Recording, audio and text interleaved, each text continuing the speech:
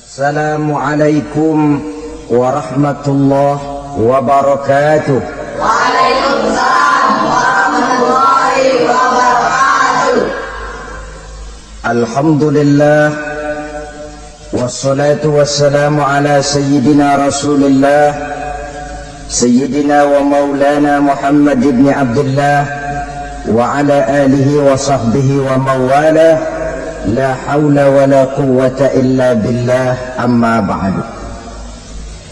Bapak-bapak, ibu-ibu, saudara-saudara kaum muslimin rahimakumullah. Rumah tangga bahagia menurut agama kita. Sebagaimana yang sama kita maklum bahwa manusia hidup memerlukan idola, memerlukan figur-figur yang akan dijadikan contoh di dalam kehidupannya.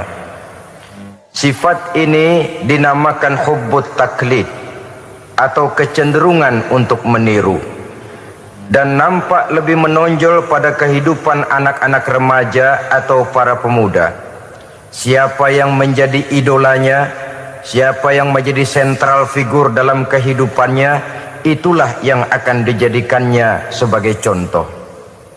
Kalau idolanya adalah Mick Jagger misalnya, maka tentu yang akan dicontohnya adalah Mick Jagger. Mulai gaya rambutnya, gaya pakaiannya, sampai kepada gaya jalan dan hidupnya. Soal pantas atau tidak pantas urusan nomor 16. Yang penting nyontoh dulu. Inilah kecenderungan daripada manusia. Bagi kita umat Islam, contoh ideal, figur sentral yang sepatutnya jadi idola tidak lain adalah junjungan kita Nabi besar Muhammad sallallahu alaihi wasallam.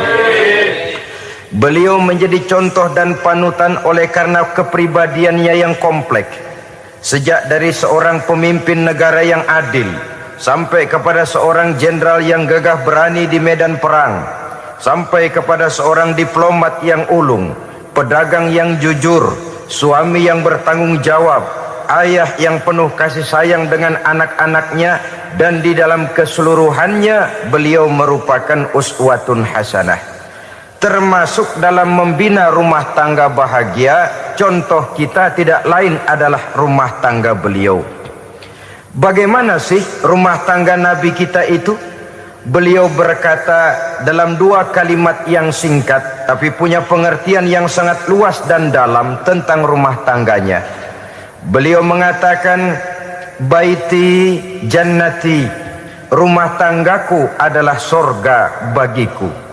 Satu cerminan yang merupakan refleksi dari keadaan yang membawa kebahagiaan. Padahal sepanjang sejarah yang kita baca, rumah beliau kecil saja. Sarapan pagi pun cuma seteguk air zam-zam, sepotong roti, kadang-kadang sebutir kurma. Tidurnya di atas kain kasar yang separuh jadi selimut, separuh jadi alas tidur. Tetapi di tengah kondisi yang semacam itu, beliau sanggup berkata, baiti jannati, rumah tanggaku adalah surga bagiku. Kenapa kita yang hidup di zaman sekarang, di mana fasilitas sesungguhnya serba lebih menunjang untuk berkata semacam itu, malah kita berkata sebaliknya, baiti nari, rumahku adalah laksana neraka bagiku.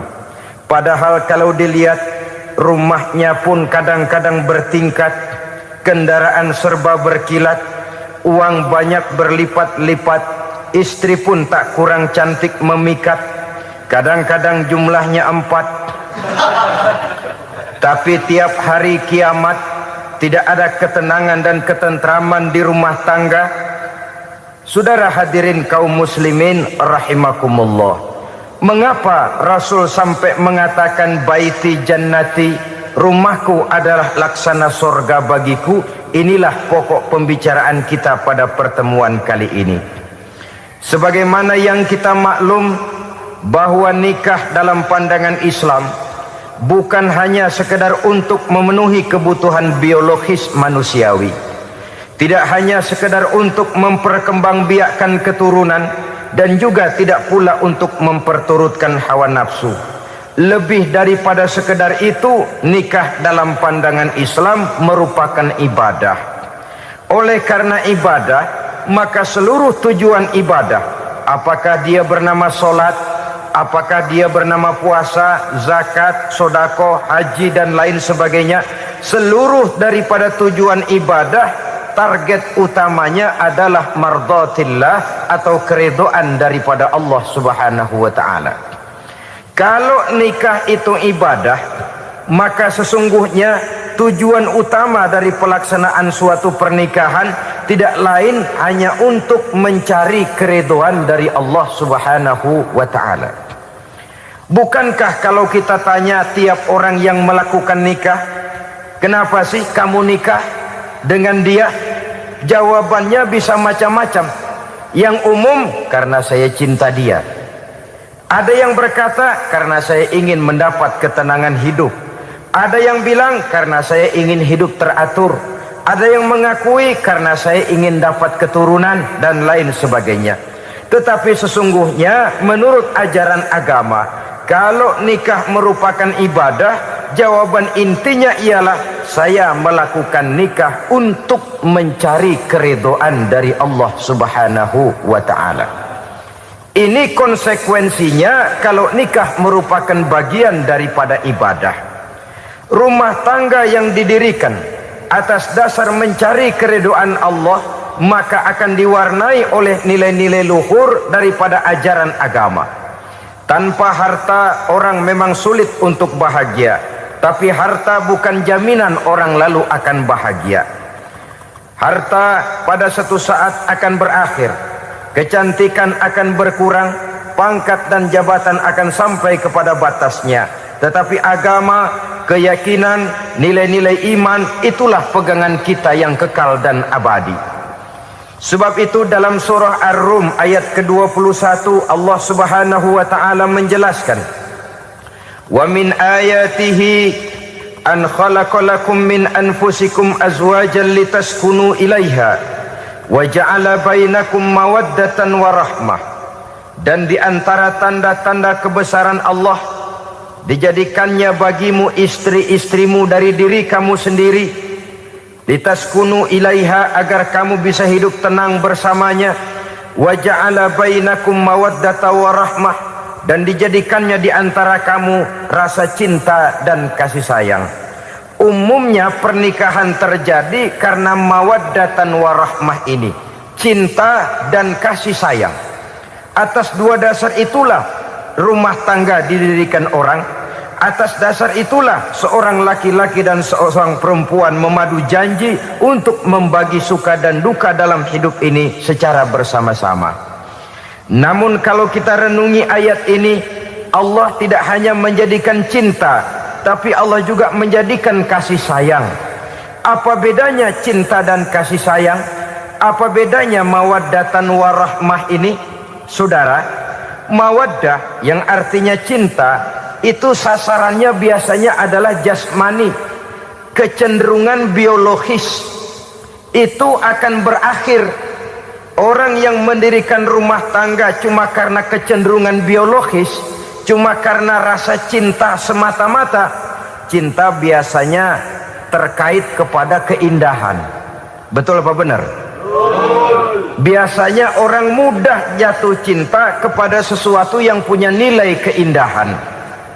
Makanya anak muda jarang yang jatuh cinta sama nenek-nenek. Cinta selalu memandang segi keindahannya. Ini yang namanya mawaddah. Allah tidak mengingkari itu, silakan. Bahwa manusia secara naluri senang kepada serba keindahan, wajar-wajar saja. Tetapi tidak cuma mawaddah, Allah juga menciptakan rahmah, kasih sayang. Mawaddah mungkin ada akhirnya, tapi rahmah tidak akan pernah ada akhirnya.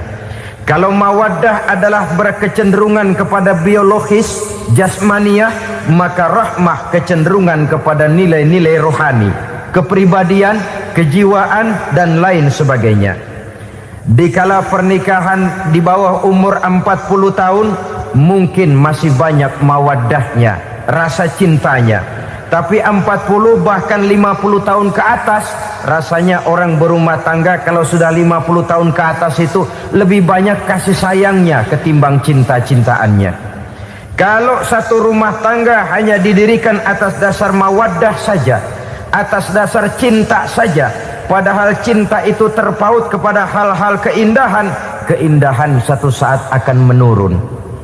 Ya, tentu sebagaimana yang kita maklum bersama-sama, belum punya anak memang cantik. Sudah punya anak, kecantikan mulai menurun. Punya anak 2, kulit mulai mengkerut. Punya anak 3, onderdil mulai dol.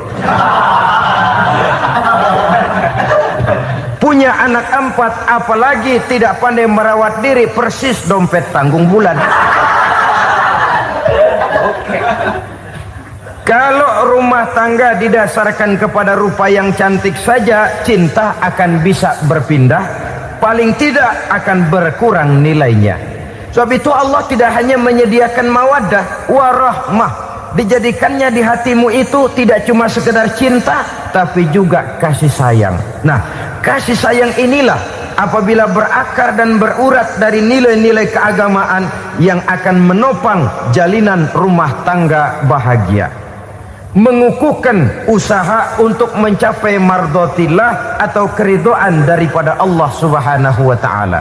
Dengan demikian, berumah tangga bukan tujuan. Ini kalau kita lihat dari segi agama. Berumah tangga cuma alat untuk mencapai mardhatillah, keridhaan daripada Allah. Seorang suami yang pergi pagi pulang sore peras keringat banting tulang mencari nafkah untuk menghidupi keluarganya, kalau niatnya untuk mardhatillah maka pergi usahanya adalah ibadah. Sementara si suami pergi berusaha, istri di rumah mendoakan suaminya, itu juga merupakan bagian daripada ibadah. Marilah kita biasakan membina satu rumah tangga untuk mencapai keridhaan daripada Allah Subhanahu wa taala. Ini motif dasarnya. Karena itu Rasul Anas bin Malik pernah bercerita, bertahun-tahun saya membantu di rumah tangga Rasul. Selama tahun-tahun yang panjang saya membantu di rumah tangga beliau itu, kata Anas bin Malik, belum pernah kok saya mendengar kata-kata kasar, keras, membentak-bentak. Belum pernah saya melihat ada piring terbang, sandal melayang, ada penggorengan nitir di atas. Belum pernah, padahal tahun-tahun yang panjang sudah saya lalui. Itu rumah tangga Rasul. Istrinya lebih dari satu, tapi tenang, ayem, adem. Walaupun gosip selalu ada. Ini loh ya, namanya hidup berumah tangga. Jangankan rumah tangga kita manusia biasa, rumah tangga Rasul pun tidak luput dari gosip yang kita kenal dengan hadisul ifki itu. Itu sampai tercatat dalam sejarah. Tetapi yang jelas, dengan istri yang lebih dari satu, rumah tangganya tenang, tentram, adem. Kita di rumah tangga istri satu, seminggu 7 hari, berantemnya 6 hari. Cuma 1 hari gencatan senjata. Saudara hadirin yang saya muliakan, kalau tujuan rumah tangga adalah mardhatillah, apa ciri dari suami istri yang menegakkan rumah tangga untuk mencapai ridho Allah itu? Pertama, sepasang suami istri yang membina rumah tangga semata-mata untuk mencapai keridhaan Allah, cirinya yang pertama, bersyukur apabila beroleh nikmat. Ini ciri yang pertama. Bersyukur kepada Allah, kepada sesama berterima kasih. Suami berterima kasih kepada istri, bertahun-tahun didampingi hidupnya, dicucinya pakaiannya, dimasaknya makanannya. Tidak istri mengeluh walau hidup lebih banyak kurangnya daripada cukupnya. Suami pandai berterima kasih kepada istrinya. Sementara istri pun bisa berterima kasih kepada suaminya. Bertahun-tahun suami peras keringat, banting tulang mencari nafkah. menjadi palang dada terdepan apabila ada masalah-masalah yang besar. Kedua-duanya lalu punya timbangan. Nah inilah ya, saya pesan kepada suami, kepada para suami, kepada para istri, supaya di rumah ada timbangan. Perlunya apa? Kalau pada satu saat istri kita salah, suami cepat-cepat ambil timbangan, lalu ditimbang mana yang lebih berat, salahnya atau dosanya, benarnya atau kesalahannya. Ini istri saya jasanya begini, lalu jasanya begini, salahnya ini, mana yang lebih besar, jasanya atau salahnya? Dengan adanya timbangan, maka keputusan akan objektif. Tapi kalau timbangannya emosi, salah sedikit saja sudah main bentak, main usir, akhirnya keputusan akan mendatangkan kerugian. Sebaliknya, kalau suami yang salah, istri ambil timbangan, ditimbang mana lebih besar, jasanya atau salahnya. Jangan sampai nanti terjadi pepatah, panas setahun habis dihapus oleh hujan satu hari. Jasa istri yang puluhan tahun hapus oleh kesalahannya yang sedikit, atau jasa suami yang bertahun-tahun hapus oleh kesalahannya yang sebenarnya tidak seberapa. Akibat apa itu terjadi? Karena tidak adanya timbangan. Dari rasa bersyukur dan dari rasa berterima kasih ini, saudara-saudara, akan timbullah sifat saling menghargai. Suami menghargai istri, istri pun menghargai suami. Istiqomah, dikasih uang 5.000 senyum, dikasih uang 500 senyum. Itu namanya istri yang pandai bersyukur.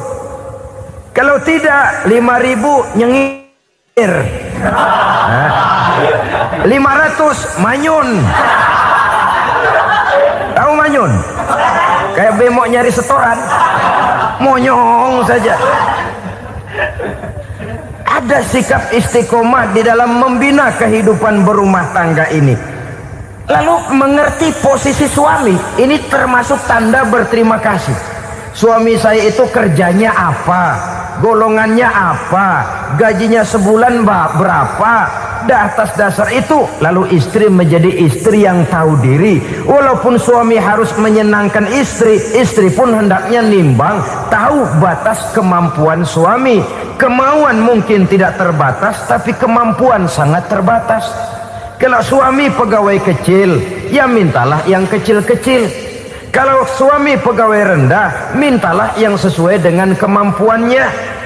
Jangan suami gajinya cuma 50.000 sebulan, istri menuntut minta dibeliin gelang yang kayak pelek becak. Tentu sudah overacting namanya. Saudara hadirin yang saya muliakan, kunci awalnya bersyukur kepada Allah. Kalau sudah bisa berterima kasih kepada manusia, hati ini akan mudah bersyukur kepada Allah. Rumah tangga yang pandai bersyukur, berapapun kecilnya nikmat, bukan kecilnya yang dia lihat, tapi karunia Allah yang dinilai. Sehingga dari rasa berterima kasih kepada manusia akan timbullah rasa syukur kehadirat Allah Subhanahu wa ta'ala. Itu yang sering diistilahkan orang, kalau dia punya mobil, dia berkata alhamdulillah kita punya mobil, tetangga kita cuman punya motor. Kalau dia punya motor, syukur kita punya motor, tetangga kita cuman punya sepeda, kemana-mana kekejek melulu.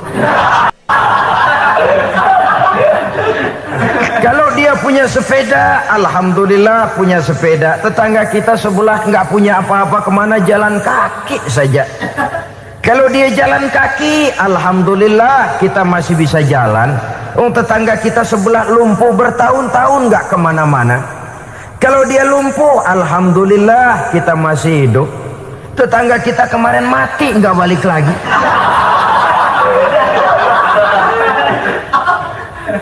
Lalu akan timbul rasa syukur. Tapi kalau sudah lumpuh ngelihat yang bisa jalan ngelihat yang menaik sepeda, yang punya sepeda lihat yang punya motor lihat yang punya mobil lihat yang punya pesawat. Kapanlah kita ini pandai bersyukur? Sebab kesenangan seperti pelangi, tidak pernah di atas kepala kita, selalu kelihatannya di atas kepala orang lain. Sehingga kalau ngobrol orang sering bilang, lu sih enak lo gue lihat, gue kebelangsak amat nih ya.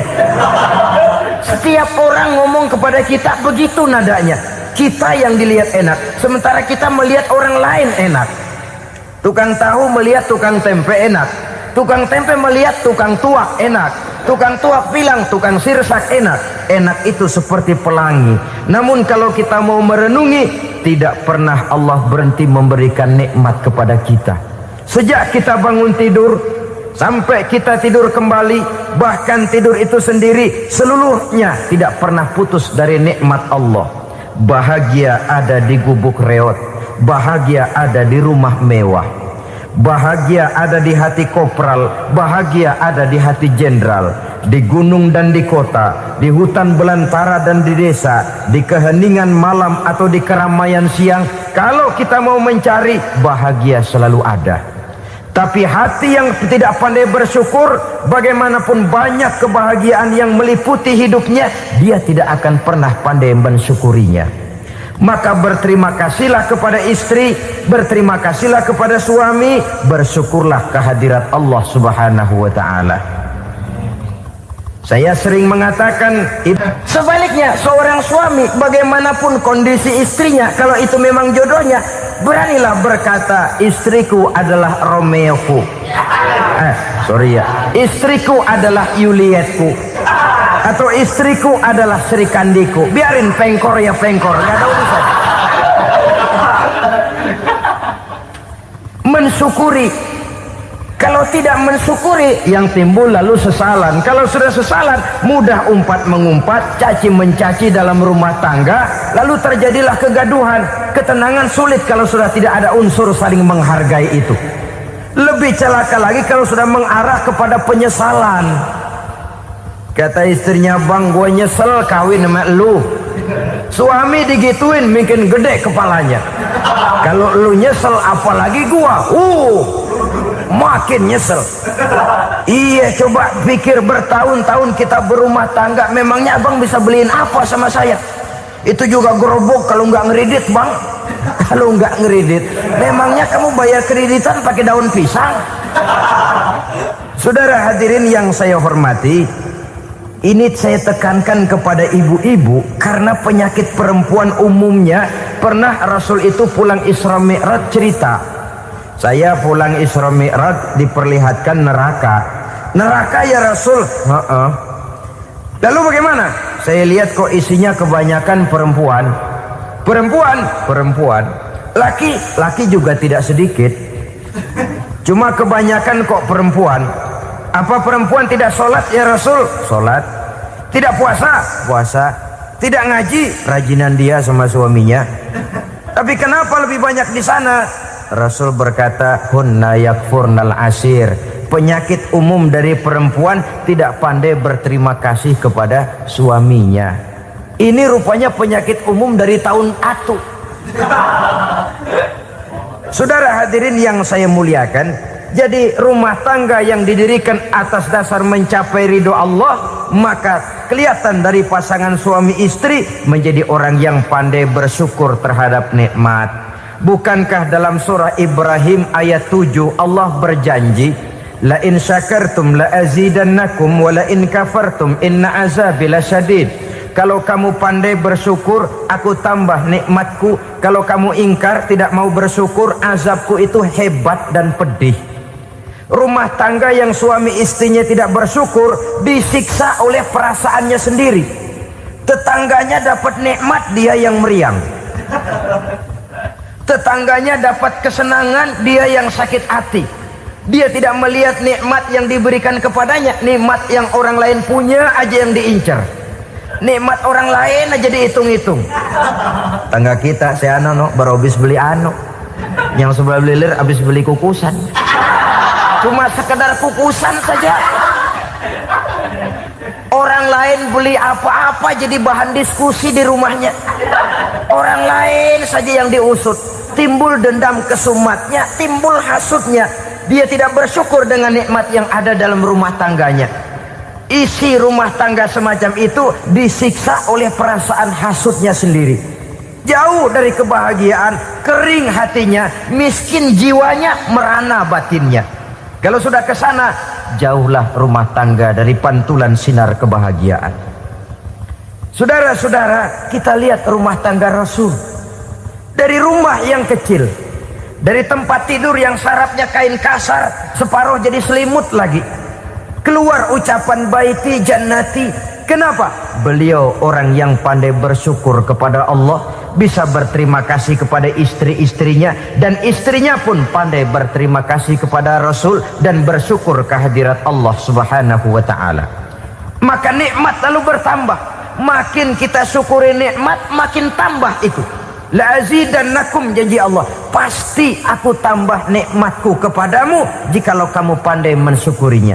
Tapi kalau kamu ingkar, tidak pandai bersyukur, awas, nikmat bisa berubah menjadi azab kalau kita tidak pandai-pandai mensyukurinya.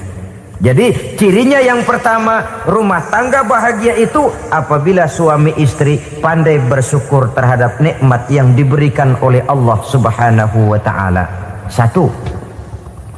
Cirinya yang kedua, rumah tangga yang berdasarkan untuk mardhatillah, mencapai keridhaan Allah, sabar apabila mendapat cobaan.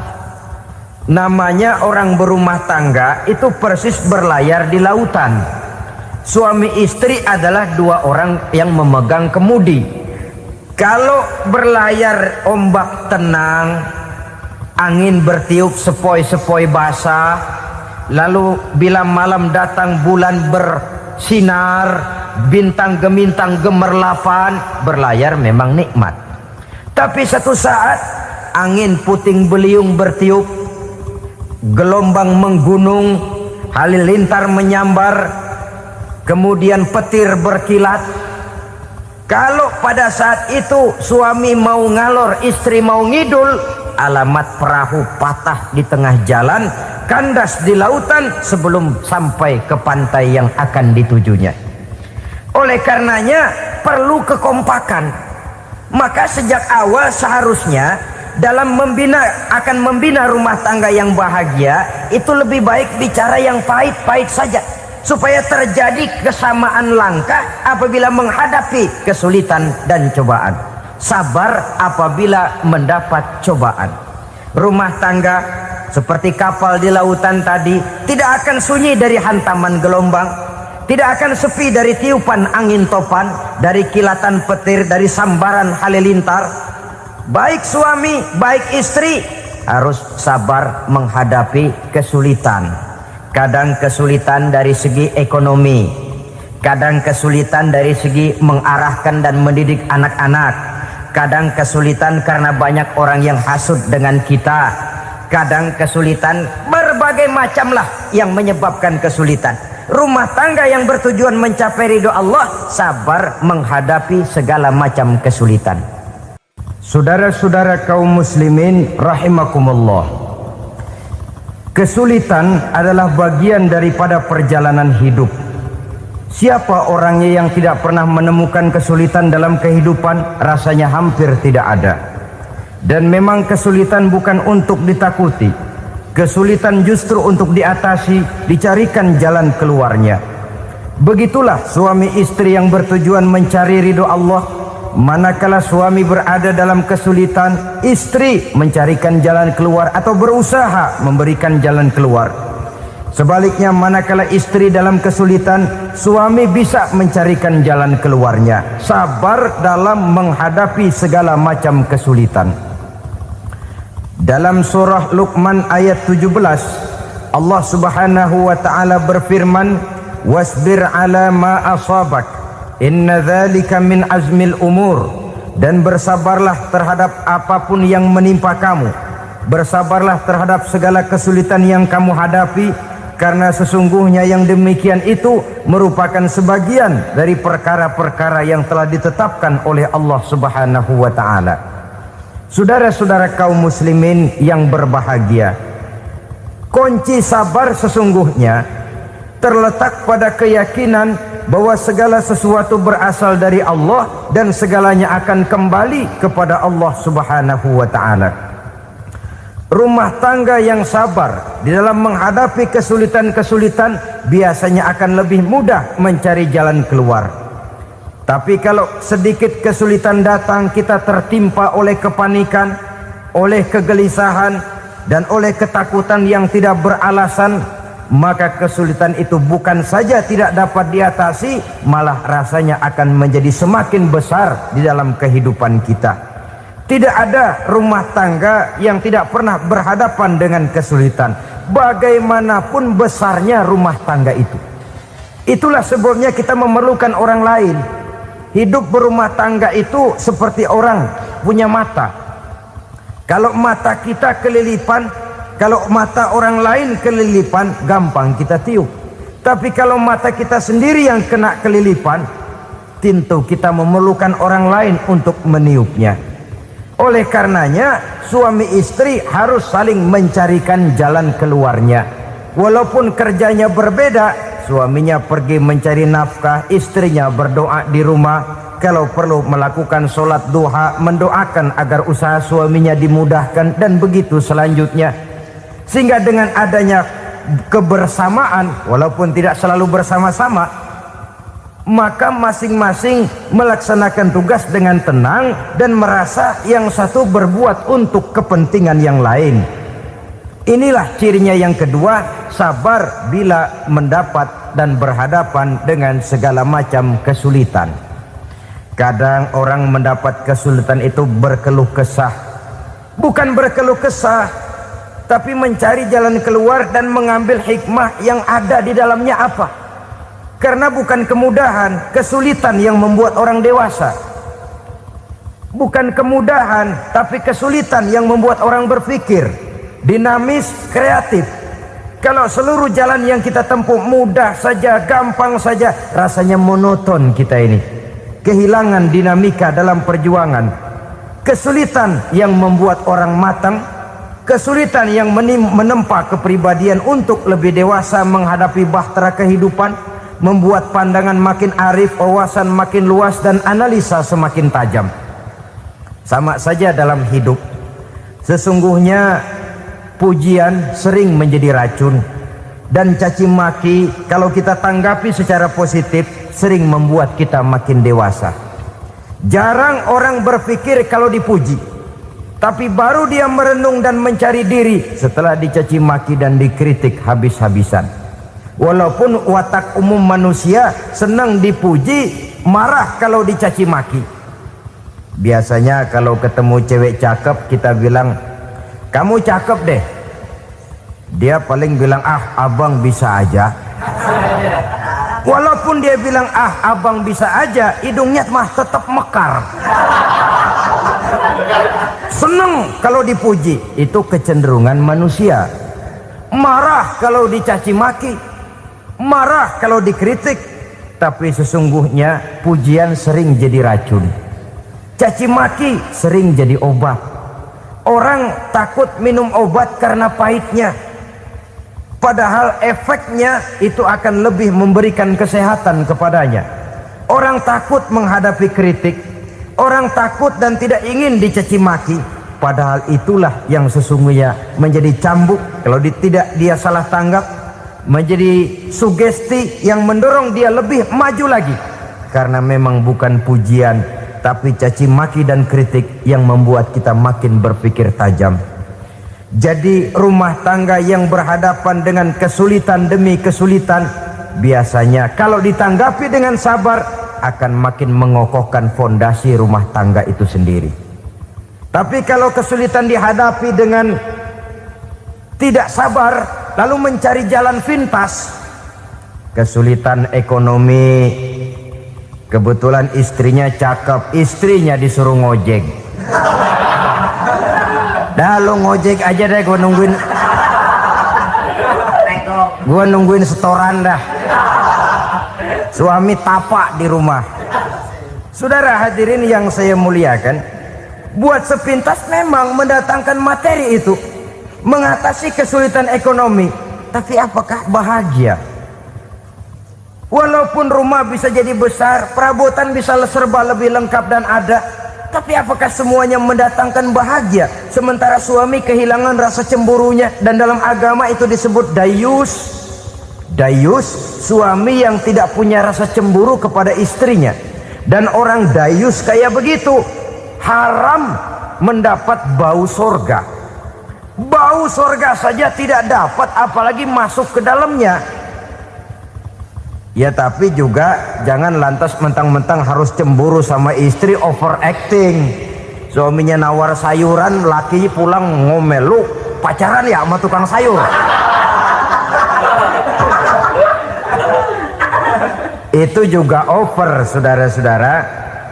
Kesulitan ekonomi diatasi dengan sabar. Sabar dalam arti berusaha dengan tidak mengambil jalan pintas, berusaha tetap berada di jalan yang diridhoi oleh Allah. Ini yang jadi problema ini rumah tangga sekarang ini, kesulitan ekonomi, di mana lapangan kerja sulit, di mana persaingan hidup tajam, sedangkan kita hidup ingin seperti orang lain. Kita mudah gelap mata, mudah picik pandangan, mudah sulit pertimbangan, lalu mengambil jalan pintas. Kadang menjual akidah, menjual keimanan. Kebetulan pendaringan kering, ada yang nawarin beras 3 liter sama supermi 2 bungkus. Hari Minggu diajak ke gereja mau. Itu iman kena beras 3 liter telap. Kesulitan ekonomi, saudara-saudara, sehingga Imam Ali pernah berkata, kadal fakru ayyakuna kufron. Kemiskinan memang mudah membawa orang kepada kekafiran, kepada perbuatan-perbuatan yang bisa mengundang kekafiran. Oleh karena itu dalam tamsil lain beliau berkata, kalau ada ular dan ada kemiskinan, kemiskinan yang saya getok lebih dulu, kemiskinan yang saya bunuh lebih dahulu. Karena kemiskinan mudah membawa orang kepada kekufuran. Bagaimanapun sulitnya ekonomi yang dihadapi dalam rumah tangga, percayalah satu saat jalan keluarnya mesti ada. Mesti ada. Jangan sampai mengambil jalan pintas yang membuat kita keluar dari jalan yang ditinjau dari segi kemasyarakatan pun mendatangkan aib, ditinjau dari kehormatan berkeluarga pun mendatangkan nista, ditinjau dari segi ekonomi pun barangkali tidak akan mendatangkan kelimpahan materi. Jalan pintas pada umumnya, saudara-saudara, hanya memberikan kenikmatan yang sekejap. Dan apalah itu artinya kalau harus mengorbankan kesenangan yang abadi dan kekal. Kadang-kadang mengorbankan anaknya sendiri, anaknya dikomersilkan. Pokoknya siapa yang nyamper lu berangkat aja dah. Asal pulang neng-teng pisang sama jeruk sebongsang, orang tua udah anteng aja udah. Saudara hadirin yang saya muliakan, setiap kita selalu berhadapan dengan kesulitan. Karena itu rumah tangga yang bertujuan mencapai mardhatillah, mereka sabar dalam menghadapi kesulitan. Tidak ada beras, puasa saja, puasa sunnah. Puasa sunnah, lapar tapi ada pahalanya, daripada tidak puasa lalu ngegerundel. Brengsek Tuhan, gue sembahyang melulu lapar juga. Sudah lapar tidak berpahala. Bukankah Rasulullah sendiri kalau pulang ke rumah Aisyah lalu berkata, ya Humairah, ada makanan hari ini? Ada makanan yang enggak ada bang. Alhamdulillah, kalau begitu saya puasa. Pulang dari mana-mana perut lapar, mau makan tidak ada makanan, bukan marah, bukan ngamuk, puasa. Maka boleh puasa sunnah, niatnya udah siang, jam 10, jam 11, asal dari pagi belum makan apa-apa. Niatnya jam 10, sah, dengan catatan dari pagi belum makan apa-apa. Jangan sudah sepiring setengah baru niat, itu lain. Itu ngojek namanya itu. Pengertian dalam kesulitan.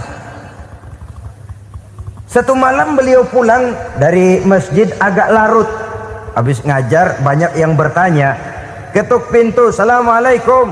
Assalamualaikum. 3 kali beliau memberi salam, tidak ada jawaban, tidak dibukakan pintu. Rupanya istri beliau lelah bekerja di waktu siang, tidurnya pules benar. Marahkah Rasul? Tidak.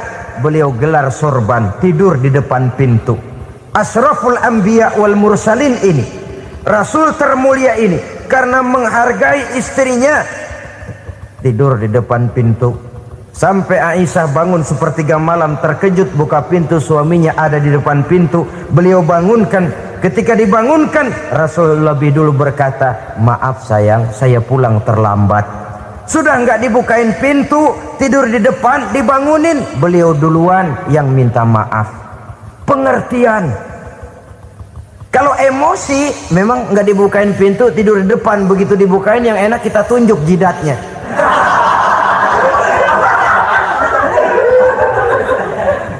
Saudara hadirin yang saya muliakan, kesulitan di dalam kehidupan merupakan bagian daripada kehidupan. Bukan untuk ditakuti, tapi untuk diatasi. Bukan untuk dihindarkan, tapi dicarikan jalan keluarnya. Hadapilah kesulitan dengan baik sangka kepada Allah, dengan lapang dada, dan dengan tetap bersabar menghadapinya. Kenapa? Karena tujuan kita mendirikan rumah tangga, mencapai ridho Allah. Kalau anak kita perjualbelikan, kalau istri kita komersilkan, kalau akidah kita jual untuk mempertahankan rumah tangga, bukankah makin jauh saja rumah tangga itu dari ridho Allah? Ini tujuan utamanya. Yang ketiga, rumah tangga yang bertujuan mardotillah itu, suami istri yang merupakan fondasi di rumah tangga, suami sebagai pemimpin, istri sebagai pembina, selalu musyawarah dalam menyelesaikan persoalan. Walaupun istri ditakdirkan sebagai pemimpin dan suami sebagai pemimpin dan istri yang dipimpin, tapi agama menganjurkan musyawarah. Jangan mentang-mentang istri nyari duit, suami nyari duit, lalu menteleng. Segalanya mau diktator, segalanya mau sendiri. Rumah tangga yang bertujuan mencapai ridho Allah selalu didirikan atas dasar musyawarah. Sehingga apabila sesuatu itu dihasilkan dari suasana musyawarah, tidak akan melahirkan penyesalan di belakang hari. Kalau tidak berjalan menurut seleranya masing-masing, belakangan timbul penyesalan, akhirnya main salah menyalahkan.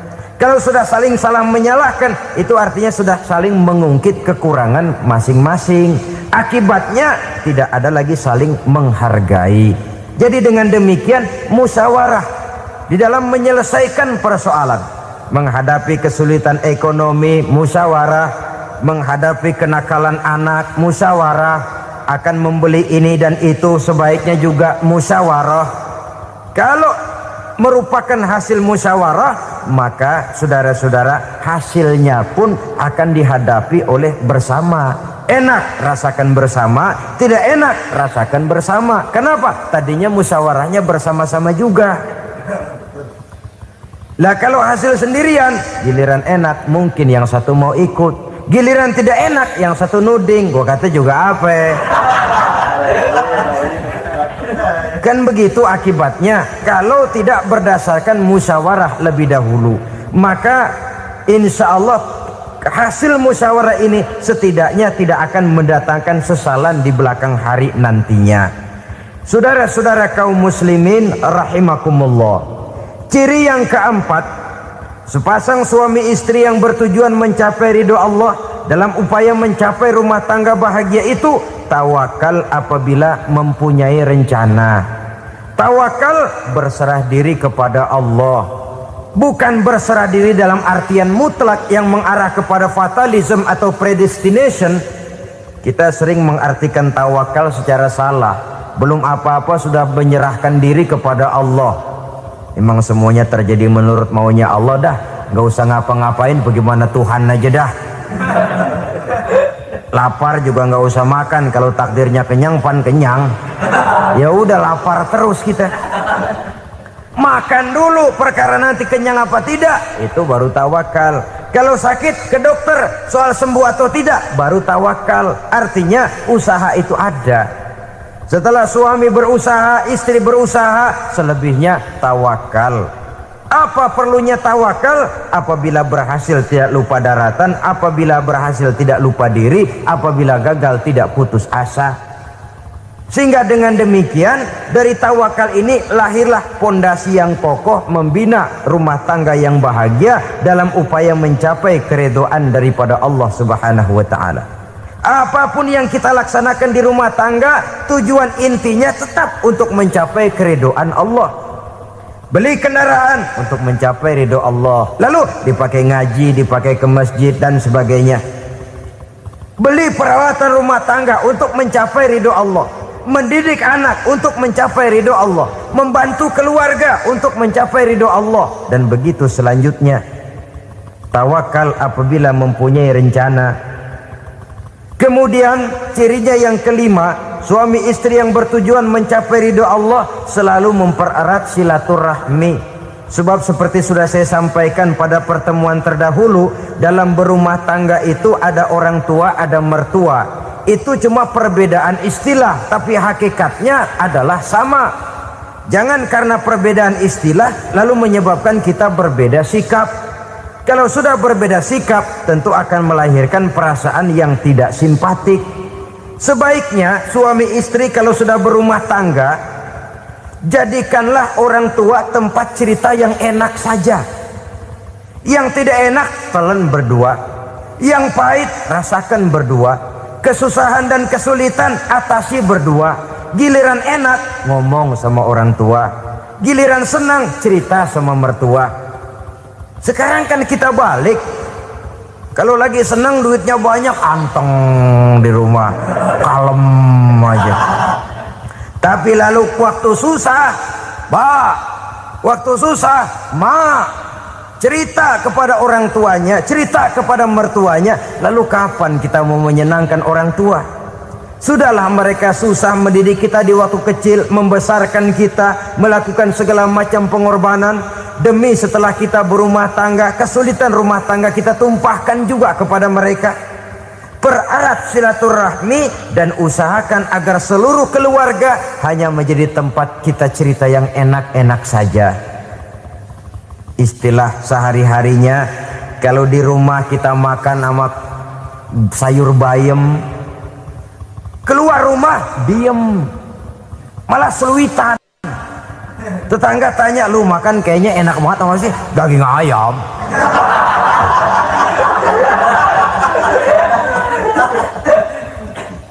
Lalu tetangga kan akan berbisik, itu makannya tuh orang enak bener ya, rumah tangganya tiap hari makan sama daging ayam. Biarlah paling kurang itu jadi doa, daripada kita makan sama kangkung lalu ribut ngomel di mana-mana. Gua kesel banget sama bini gua. Di warung ceritanya lagi. Kenapa? Saban sari gue direbusin kangkung mulu. Brengsek. Di warung cerita ada RT, ada RW. Gara-gara makan sama kangkung se-RT tahu. Akhirnya mungkin kalau kita berangkat orang hitung dari jauhan. Lihat, kangkung liwat.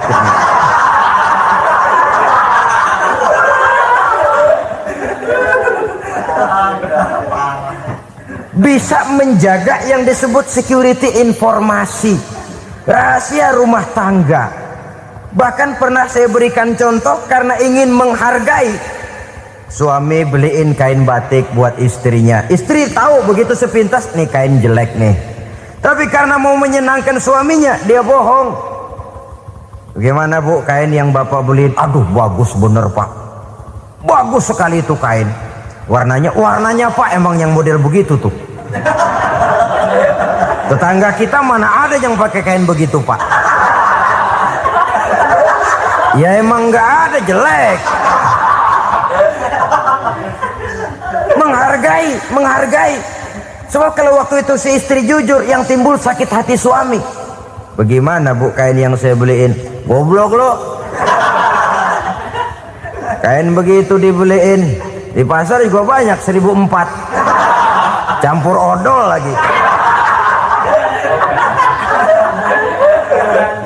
Sudahlah suami punya niat baik, sampai rumah digoblok-goblokin, tidak ada lagi rasa saling menghargainya. Begitu pentingnya mempererat silaturahmi ini, sampai Nabi berpesan, isnani la yanzurullahu ilaihima yaumal qiyamah qati'ur rahim wa jarus su'. Ada dua golongan manusia yang di akhirat nanti tidak akan dilihat oleh Allah, tidak akan diopeni oleh Allah, didiemin aja. Siapa mereka? Pertama, orang yang suka memutuskan silaturahmi. Yang kedua, tetangga yang jahat dengan tetangganya. Dua golongan manusia ini, pemutus silaturahmi, kemudian juga tetangga yang jahat dengan tetangganya, ini tidak akan dipandang oleh Allah di hari akhirat nanti. Jadi pererat silaturahmi, sebab kita ini zon politikan, makhluk yang bermasyarakat, yang tidak bisa hidup sendirian. Setiap kita memerlukan orang lain. Kita disebut kaya karena ada yang miskin, kita disebut alim karena ada yang awam, kita disebut berkuasa karena ada rakyat jelata. Tanpa rakyat tidak ada penguasa, tanpa yang miskin tidak ada orang kaya. Kalau tidak ada yang jelek, siapa yang bilang cakep? Karena ngimbangi.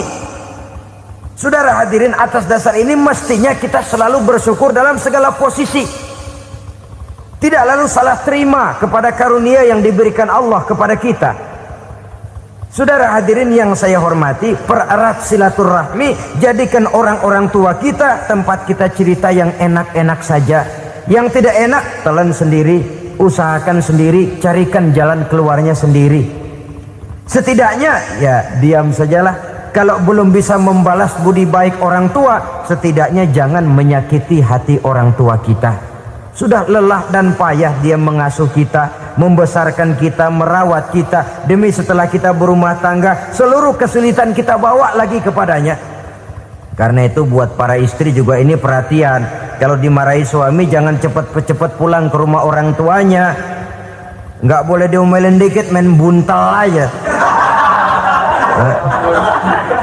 Gua pulang dah. Pulang. Sampai sana cerita habis-habisan, dikucek kejelekan suaminya. Nanti 2-3 hari balik aja lagi. Kan nggak lucu jadinya. Saudara hadirin, begitu juga suami. Mencaci maki habis istrinya, 2-3 hari baik aja lagi. Konyol, istrinya sudah dicaci maki habis-habisan, dijeleki leluhur-leluhurnya, 2-3 hari baik lagi, mesraan lagi. Kata bininya dalam hati, gua lu jelekin juga, lu pakai juga, payah.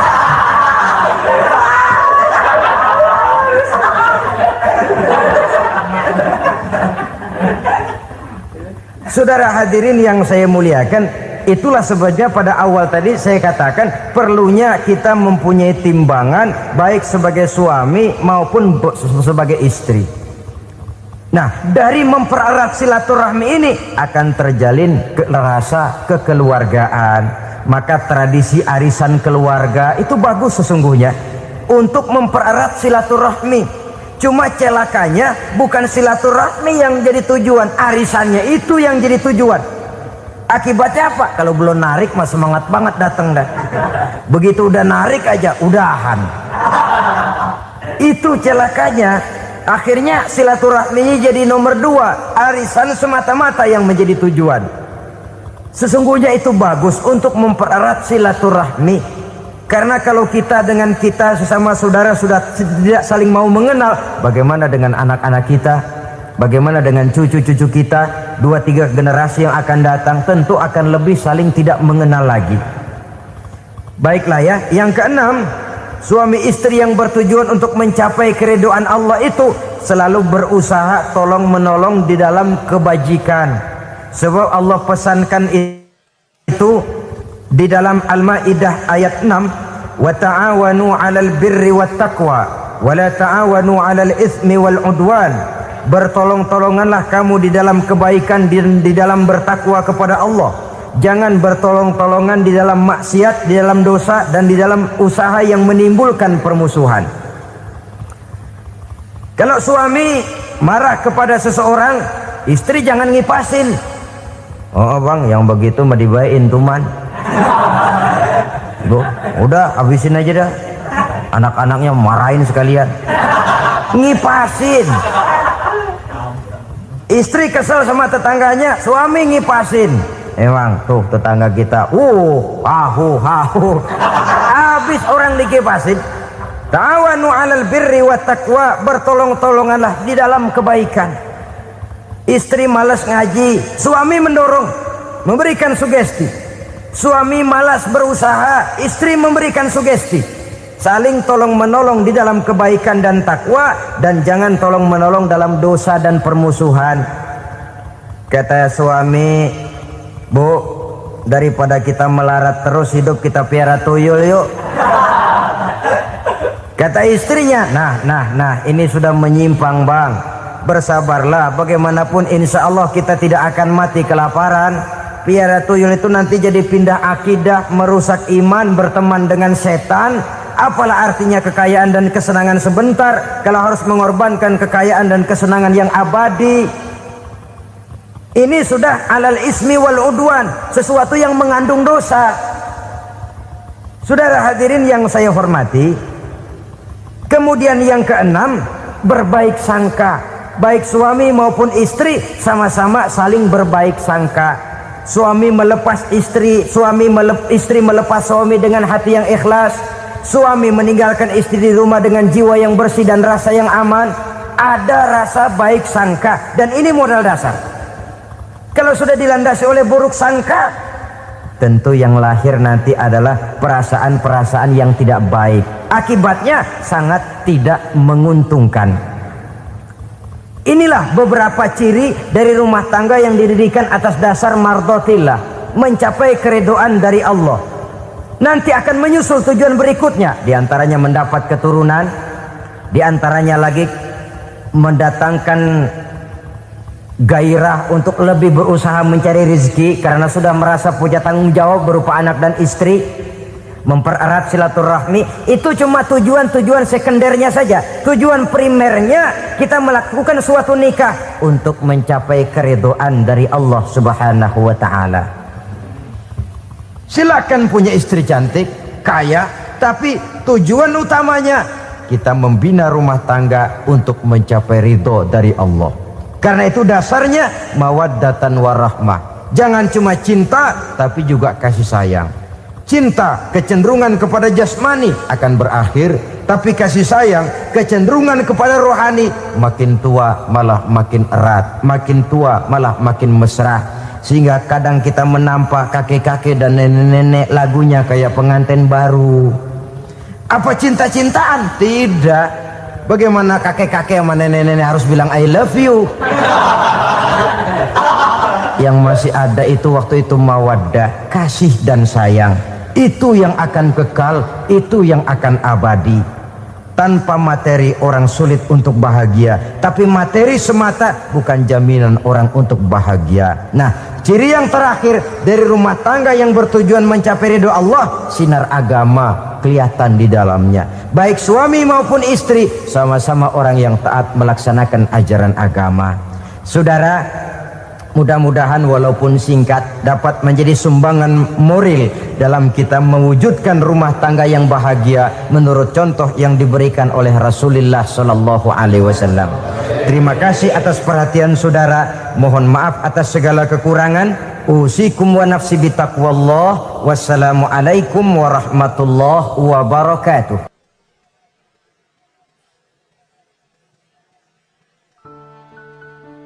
Assalamualaikum warahmatullahi wabarakatuh.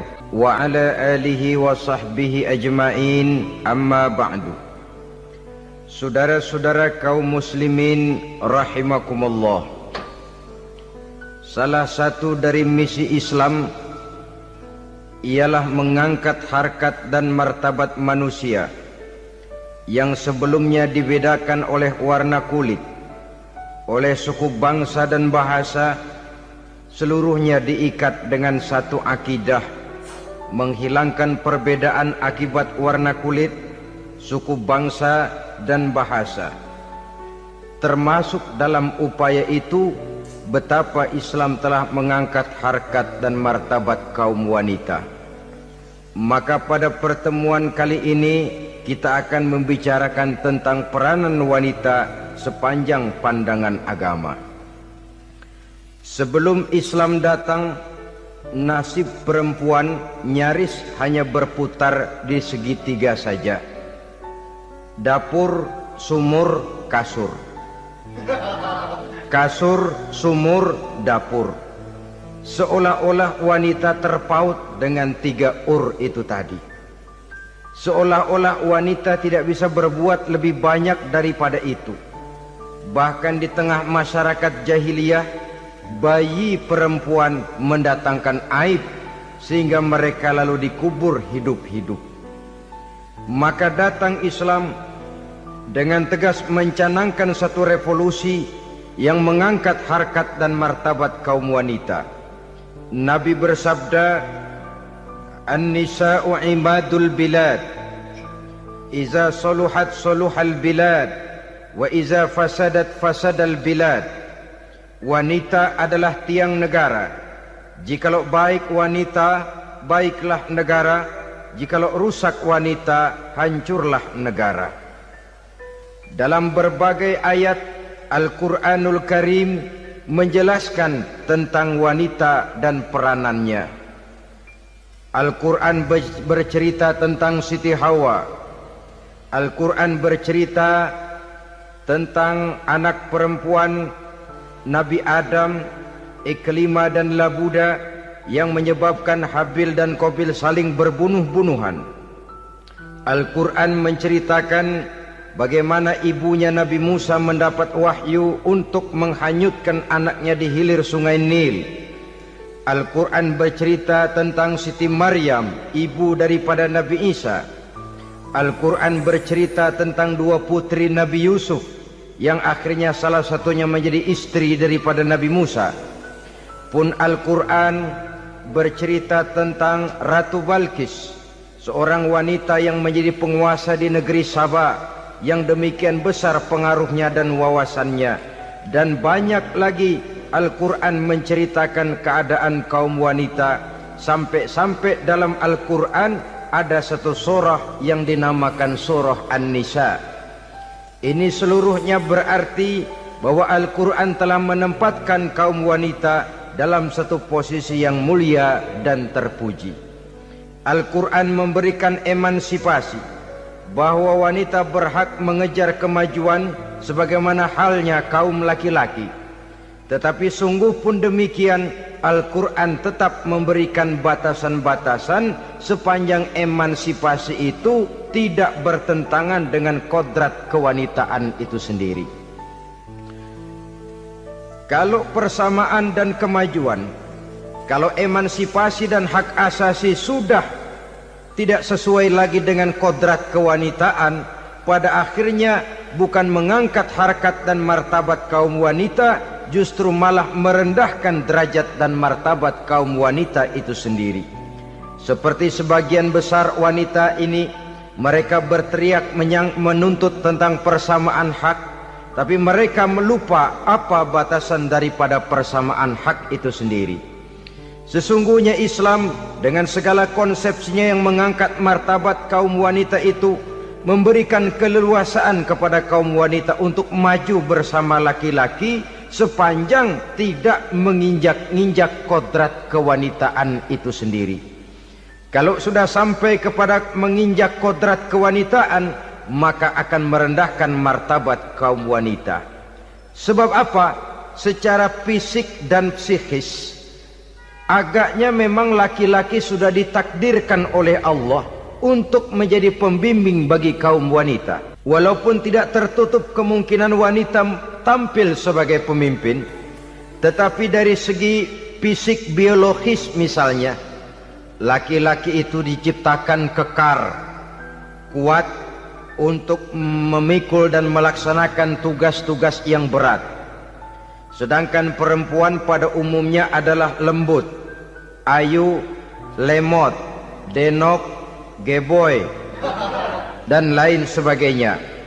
Maka kalau kita baca sejarah, Allah itu belum pernah mengutus rasul perempuan. Semua rasul laki-laki. Sebab apa? Secara fisik biologis tugas kerasulan lebih dimungkinkan oleh seorang laki-laki. Tugas rasul itu berat. Kadang-kadang perang, dicaci maki, berhadapan dengan ujung tombak, ujung pedang dan lain sebagainya. Makanya seluruh rasul laki-laki, dan Allah belum pernah mengutus rasul perempuan.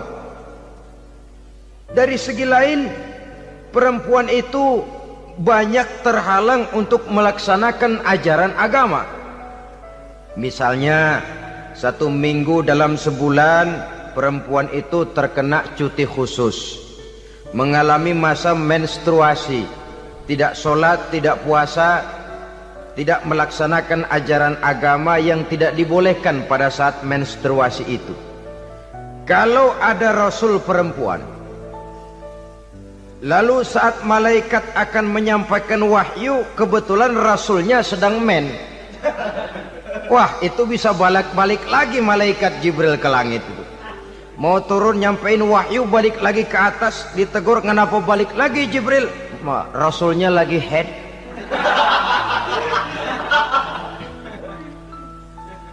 Atau pada saat agama dalam bahaya, agama dalam hinaan, agama dalam ancaman, rasulnya perempuan kebetulan sedang hamil besar. Apa lalu perang ditunda? Pengumuman perang ditunda saja sampai rasul melahirkan. Tentu lebih tidak mungkin lagi. Secara fisik biologis laki-laki lebih memungkinkan untuk melaksanakan tugas kerasulan ini. Maka seluruh rasul yang diutus Allah adalah laki-laki. Saudara hadirin yang saya muliakan, sungguh pun demikian, Islam itu mengangkat martabat wanita sedemikian tinggi sebagai tiang negara yang menentukan jatuh dan bangunnya negara, yang ikut mewarnai bahkan menjadi warnanya suatu negara. Walaupun peranannya memang tidak begitu kelihatan, tapi sesungguhnya amat sangat menentukan. Oleh karenanya secara umum emansipasi yang digariskan oleh Islam, emansipasi yang tidak bertentangan dengan kodrat kewanitaan di berbagai aspek kehidupan. Kalau sekarang emansipasi ini kelihatannya sudah salah pasang, salah kaprah. Bahkan belum lama kita menyaksikan bagaimana ada binaragawati. Di zaman sekarang perempuan sudah mulai angkat besi. Saya mulai mikir kalau perempuan sudah pada angkat besi, ini sudah tanda suaminya udah deket dibanting-bantingin ini. Tahun-tahun mendatang mungkin akan menyusul perempuan mulai narik becak.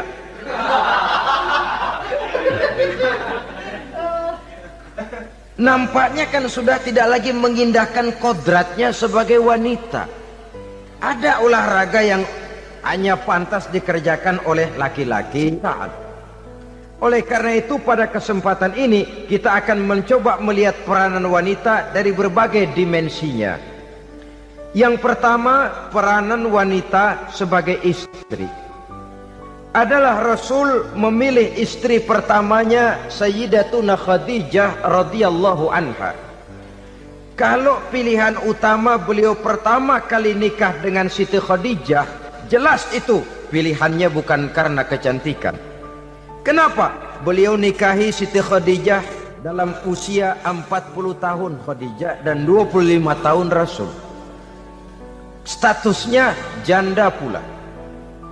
Kalau beliau seorang pemburu kembang, pemburu bunga, kenapa mesti nikah dengan janda berumur 40 tahun? Sedangkan beliau waktu itu masih berumur 25 tahun. Apa sasaran utamanya? Bisa kita lihat nanti. Setelah beliau diangkat menjadi Rasul, ternyata Khadijah lebih daripada seorang istri. Beliau masuk ke dalam staf Nabi. Orang lain beliau belum beriman, beliau malah beriman lebih dahulu sebagai perempuan pertama yang masuk Islam. Orang lain memusuhi Nabi, beliau malah mengorbankan hartanya untuk membantu perjuangan Nabi.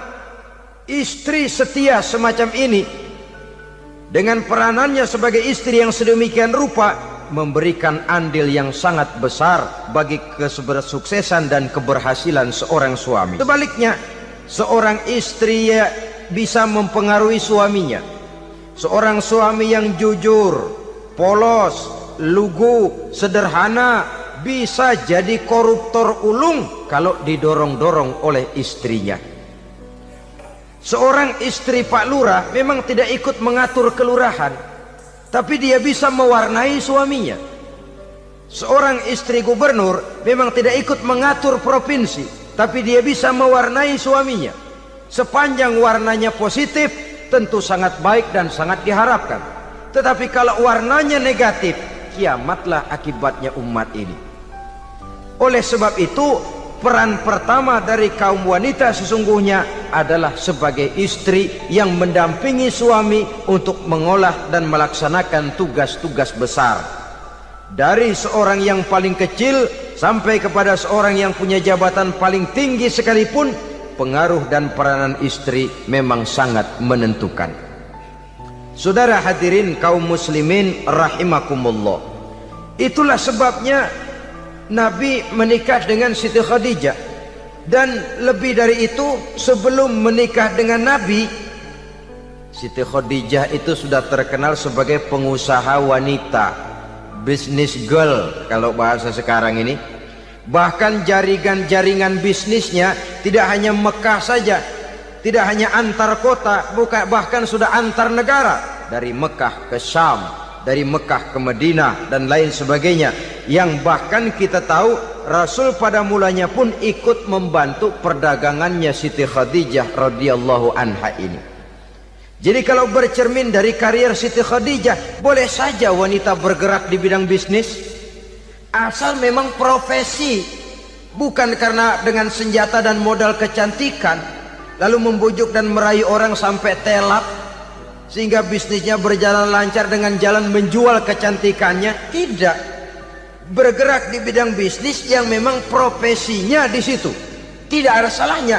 Bisa saja perempuan menjadi bisnis girl seperti yang dicontohkan oleh Siti Khadijah radhiyallahu anha ini. Sebab itu, kontes-kontesan yang hanya bertitik kepada rupa yang ayu saja, rupa yang cantik saja, sesungguhnya bukan hanya tidak bermanfaat, tapi saya pikir juga sangat tidak mendidik. Yang mengajar anak-anak remaja putri kita untuk berlomba-lomba hidup dalam kepalsuan. Alis mata palsu, hidung pesek dimancungin palsu, operasi plastik. Alis matanya dikerik, bikin yang palsu. Tai lalat lagi bikin yang palsu. Gincu bibir dimerahin, palsu. Seluruhnya hidup dalam kepalsuan. Akan lebih baik kalau kita ini misalnya mengadakan kontes yang menitik beratkan kepada ketinggian IQ, kecerdasan, kemampuan, skill, keahlian dan kemampuan. Tidak hanya dititik beratkan kepada rupa yang ayu dan cantik semata-mata. Sebab di samping manfaatnya diragukan, juga sangat tidak mendidik buat generasi yang akan datang. Terutama ibu-ibu, peran utama wanita sesungguhnya adalah sebagai istri mendampingi suami dalam melaksanakan tugas-tugas besar. Satu hari, serombongan ibu-ibu pernah datang menghadap Rasul mengajukan satu resolusi, protes kalau bahasa kita sekarang. Ya Rasul, ada apa bu? Kalau laki-laki sih enak. Enak bagaimana? Iya, kalau orang laki-laki sholat, perempuan sholat. Laki-laki puasa, perempuan puasa. Laki-laki pergi haji, perempuan pergi haji. Laki-laki menuntut ilmu, perempuan bisa menuntut ilmu. Tapi kalau laki-laki pergi jihad, perang membela agama, kami perempuan tidak bisa ikut jihad perang di medan pertempuran. Padahal pahala jihad sangat besar dan kami ingin mendapat pahala jihad. Tidak adil kalau begini ya Rasul, izinkan kami pergi jihad. Ini perempuan di zaman Rasul, kalau ada kebaikan tidak bisa ikut, rasanya rugi bukan main, lalu protes.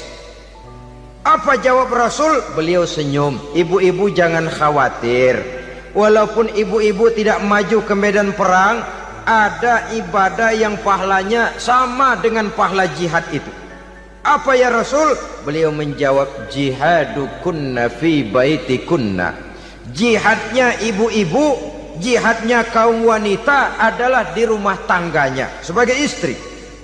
Memasak makanan suaminya, mencuci pakaian istrinya, mengasuh, merawat dan membesarkan anak-anaknya, itu seluruhnya bagian daripada ibadah yang pahalanya tidak kurang dengan pahala jihad.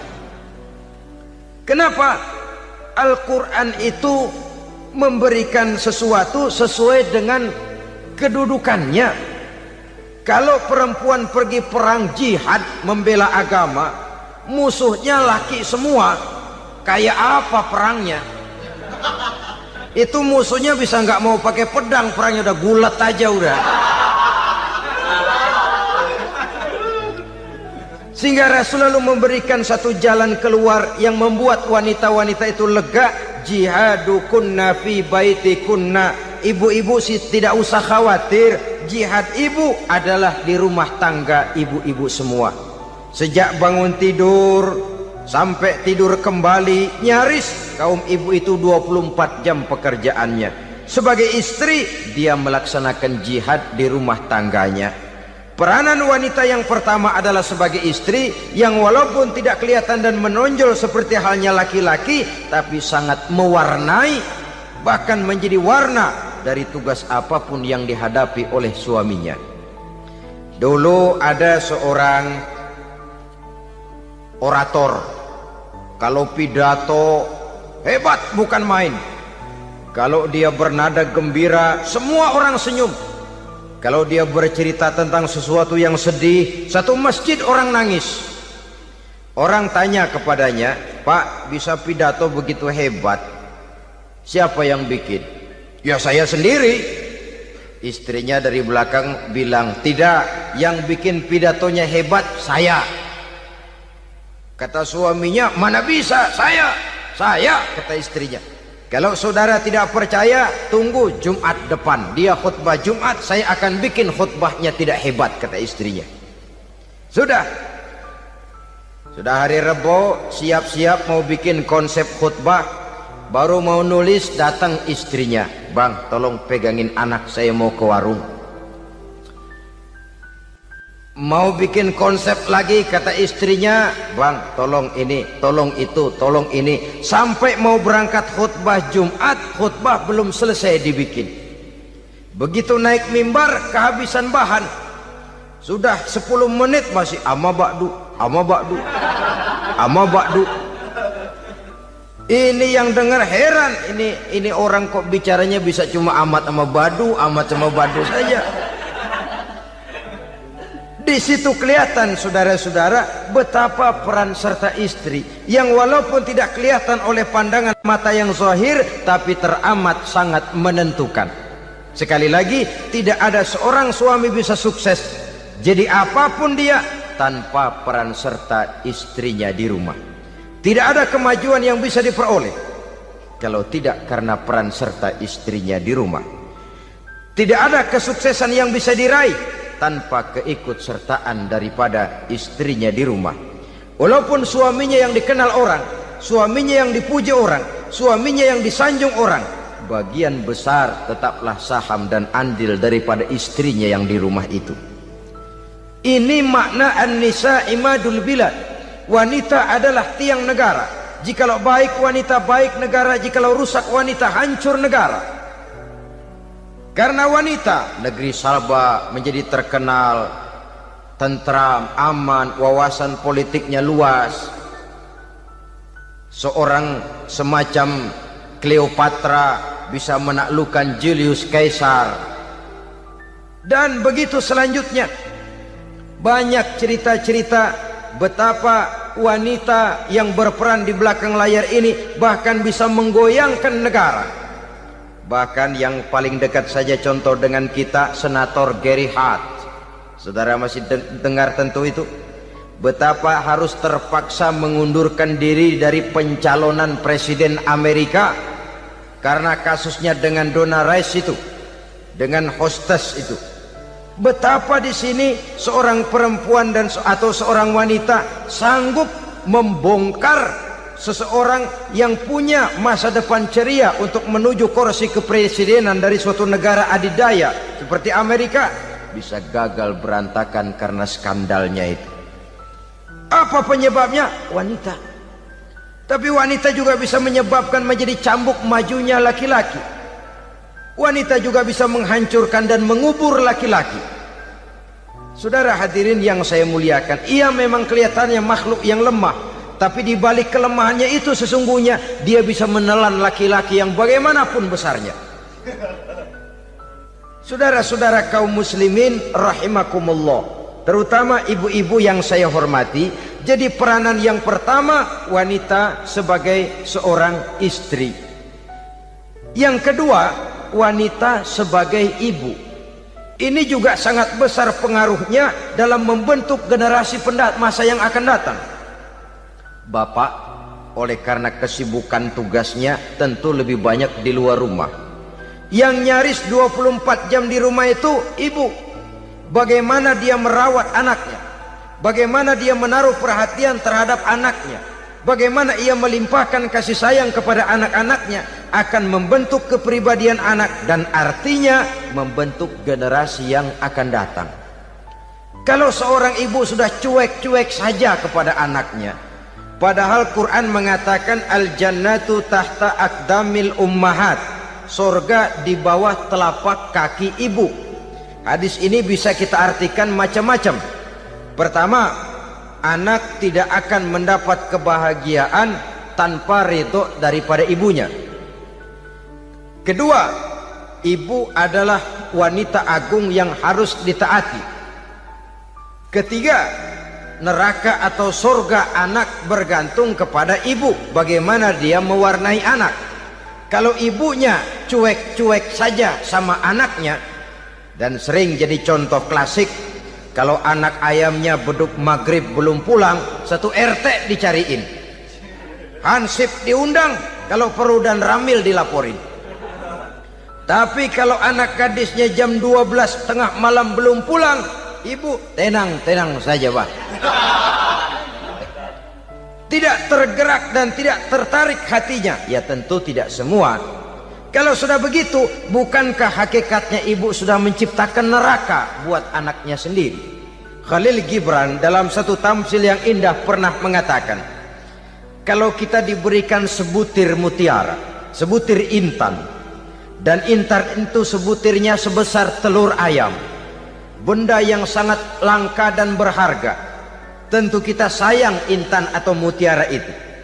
Kita jaga baik-baik, kita simpan dalam kotak, kotaknya kita kunci, kotak itu kita simpan di dalam lemari, lemarinya kita kunci lagi, lemarinya ada di dalam kamar, kamarnya pakai pintu, pintunya kita kunci lagi, kamar itu ada dalam rumah, rumahnya pakai pintu, dikunci lagi, kemudian rumahnya pakai pintu gerbang besar, gerbangnya juga digembok lagi. Untuk menjaga intan itu jangan sampai hilang, begitu usaha kita berlapis-lapis. Dan intan itu sudah diberikan kepada kita, kata Khalil Gibran. Apa dia? Anak-anak yang diamanahkan Allah kepada kita. Itu intan-intan mahal, itu mutiara-mutiara pilihan yang dititipkan dan diamanahkan untuk kita jaga sebaik-baiknya. Haruskah dia sia-sia di tangan kita? Haruskah dia merana jatuh di tangan ibu yang tidak punya tanggung jawab? Saudara hadirin yang saya muliakan, oleh karenanya peranan sebagai ibu ini sangat menentukan bagi pembentukan generasi yang akan datang. Salah ibu mengarahkan anak, akan lahir generasi mendatang yang tidak kita harapkan. Sehingga Nabi bersabda, kullu mauludin yuladu 'alal fitrah fa abawaihi yuhawwidanihi aw yunassiranihi aw yumajjisanihi. Setiap bayi dilahirkan dalam keadaan suci, setiap bayi dilahirkan dalam keadaan bersih, tidak punya dosa. Islam tidak mengenal dosa warisan. Semua saja bayi lahir dalam keadaan suci dan bersih. Kalau demikian lalu bagaimana? Kata Nabi, ibu bapaknya lah yang kelak akan menjadikan anak itu sebagai Yahudi, yang kelak menjadikan itu anak itu sebagai Nasrani, atau menjadikan anak itu sebagai Majusi. Ibu bapaknya yang mewarnai anak. Ibaratnya anak itu kertas putih, mau ditulis tinta hijau warnanya hijau, mau ditulis tinta merah warnanya merah, mau ditulis tinta hitam pun warnanya hitam. Oleh karena itu pembentukan anak yang soleh secara mental sesungguhnya sudah diwarnai oleh kebiasaan ibu bapak dalam pergaulan di rumah tangganya secara mental. Sehingga dengan demikian saudara-saudara, salah kaprah ibu dalam mengarahkan anak-anaknya akan melahirkan generasi penerus yang sungguh-sungguh tidak kita harapkan, dan pada gilirannya akan membahayakan perkembangan bangsa dan negara, membahayakan kita sebagai suatu umat. Apalagi sekarang ini masih banyak orang-orang muslim, orang-orang tua muslim yang kadang-kadang menyekolahkan anaknya di sekolah yang membahayakan akidahnya, mematikan imannya, menghancurkan tauhidnya. Pokoknya asal bonafid keluar sekolah ada jaminan lapangan kerja, perkara anak mau kafir mau murtad bukan urusan. Alangkah ironi dan sangat menyedihkan. Saudara-saudara yang saya hormati, jadi dari segi kaum wanita peranan ibu sangat besar. Dari segi anak, ketaatan kepada ibu, doa restu ibu akan membawa kepada kebahagiaan hidup. Doa ibu mustajabah, kutukan ibu manjur. Beberapa hikayat dan riwayat menjadi contoh dan tamsil buat kita betapa tidak ada satu kebahagiaan di dunia ini yang bisa ditegakkan tanpa doa restu daripada ibu. Pantas kalau dalam Al-Quran ada Ummul Kitab, ibunya atau induknya kitab. Tiap negara punya ibu kota, bapak kota tidak ada. Lalu lagi wawasan Nusantara disebut Ibu Pertiwi, Bapak Pertiwi kemana tahu. Saudara hadirin yang saya muliakan, lalu dalam peringatan hari-hari besar nasional ada yang namanya Hari Ibu. Hari Bapak nggak pernah diperingati. Ada Hari Ibu, dan ibu itu pun ada Ibu Kartini, ada Ibu Dewi Sartika, dan macam-macam lagi yang seluruhnya merupakan refleksi dan gambaran betapa peranan kaum wanita di dalam kehidupan ini yang memang banyak mewarnai dan menjadi warna dari suatu kegiatan. Saudara-saudara kaum muslimin rahimakumullah, apabila yang pertama tadi kita melihat peranan kaum wanita sebagai istri, betapa ia berpengaruh besar dalam ikut menunjang keberhasilan dan kesuksesan suaminya. Kemudian pada peranannya yang kedua, wanita sebagai ibu di rumah tangga, betapa ia ikut membentuk, mempengaruhi, mewarnai dan membimbing kepribadian anak sebagai generasi penerus. Maka pada peranan yang ketiga ini kita akan melihat wanita sebagai social agent, sebagai penggerak kegiatan sosial di berbagai bidang kehidupan.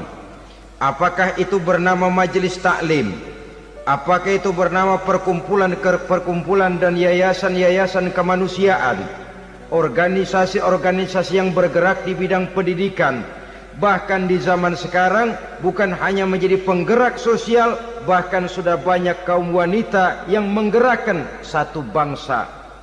Dunia mengenal Margaret Thatcher, dunia mengenal Indira Gandhi, dunia mengenal Bandara Naike, dunia mengenal Corazon Aquino, dunia mengenal Golda Meir dulu itu dari Israel.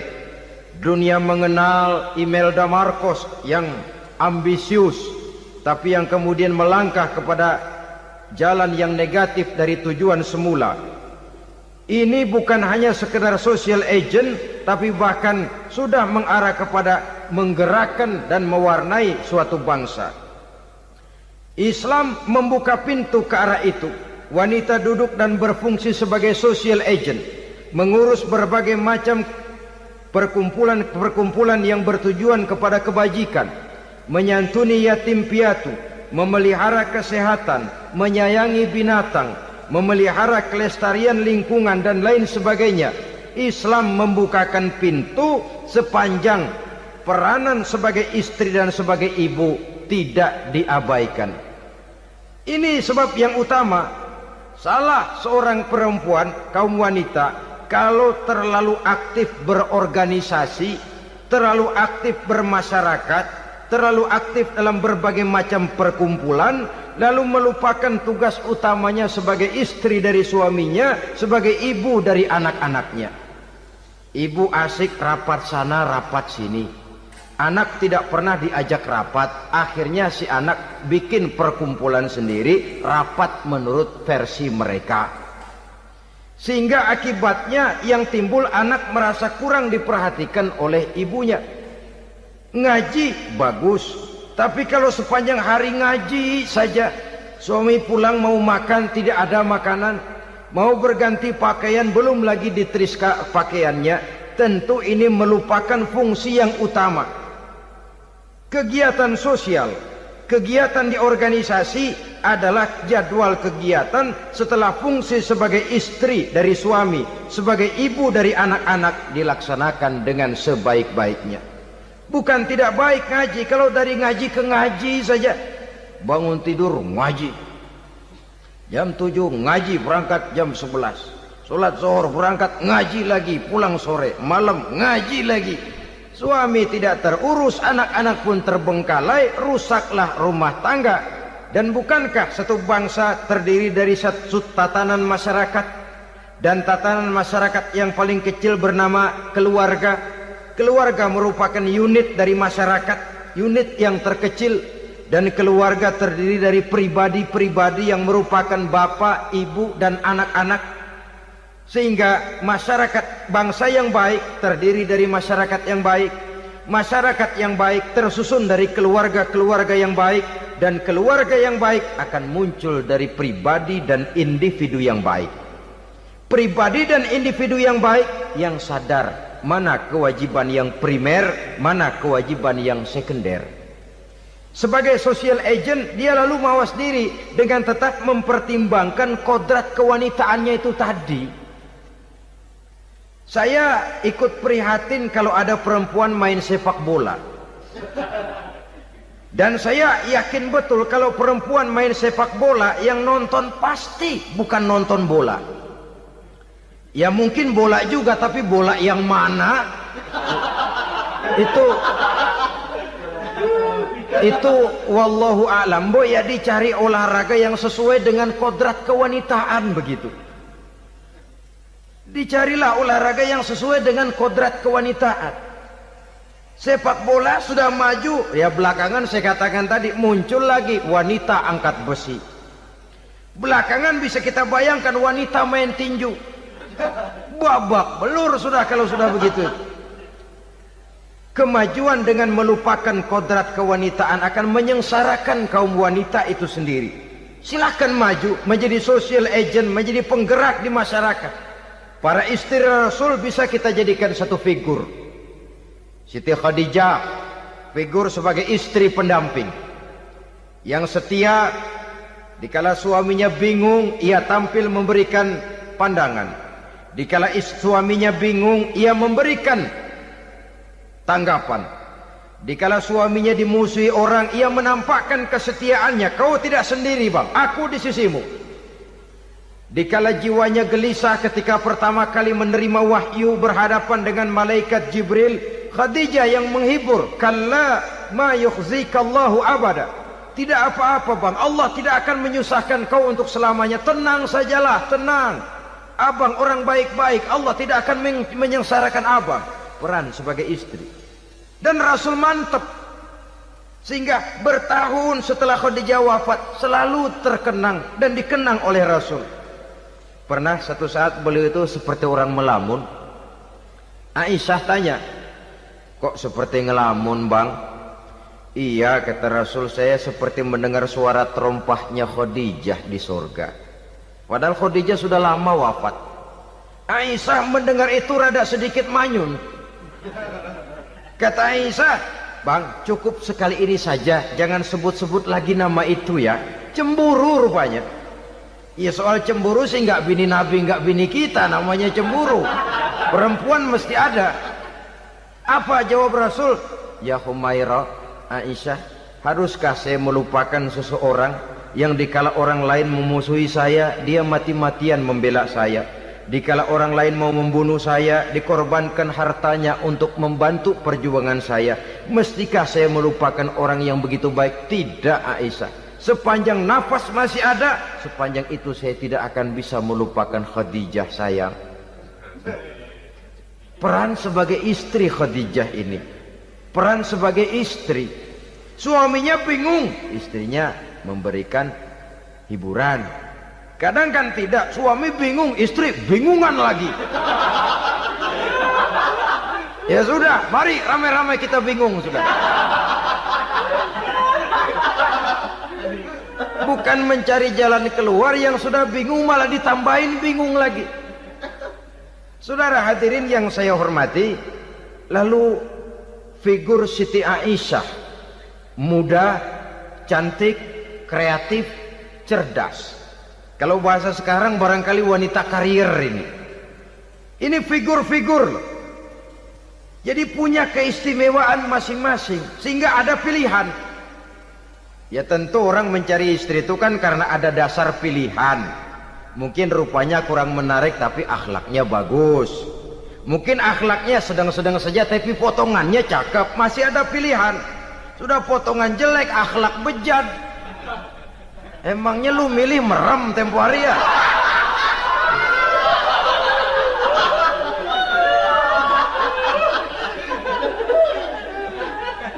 Sudah nggak ada pilihan apa-apa. Lalu ada istri yang punya keistimewaan karena sifatnya yang sabar, ada yang wataknya itu pemurah, ada yang sifatnya itu belas kasih. Pendeknya, dari istri-istri Rasul kita bisa menemukan figur-figur wanita teladan. Sehingga keliru kalau kaum orientalis barat mengatakan Rasulullah itu katanya sesungguhnya adalah seorang seks mania, istrinya banyak. Oh ini memang bajingan ini orientalis ini. Kalau Rasulullah itu seorang seks mania, tentu yang dinikahinya itu pertama jelas gadis semua, yang kedua tentu cantik-cantik semua. Dari istri-istri beliau yang dikawininya dalam keadaan gadis cuma Siti Aisyah. Selebihnya janda. Apa pertimbangannya? Menyantuni yatim-yatimnya, mengayomi janda-janda yang ditinggal suaminya gugur di medan perang, untuk memperkuat keimanannya. Itu pilihan utama Rasul. Kita sekarang ini ya ngakunya sih ikut sunnah Rasul, cuma sunnahnya urusan kawin melulu. Ada duit sedikit, kawin maning, kawin maning.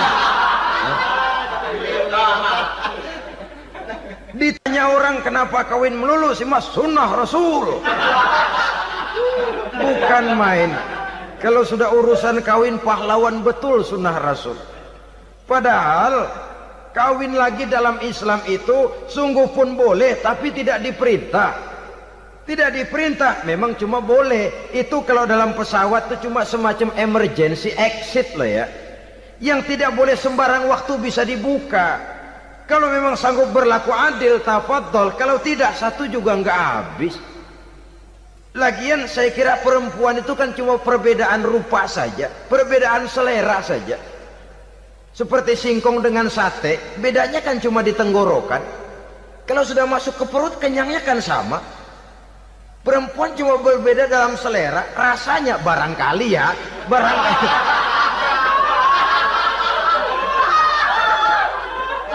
Barangkali tidak jauh beda. Saudara hadirin, lah Islam ini mengatur lewat pintu yang dinamakan nikah itu tadi, sehingga dengan demikian bisa dinikmati secara tenang, tentram. Tidak usah manusia ya, kucing saja, coba lihat kucing.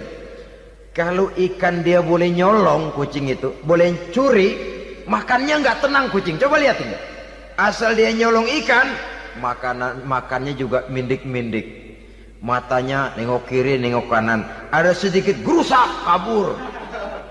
Secara nalurinya kucing tahu kalau ini ikan curian, makannya nggak tenang dia.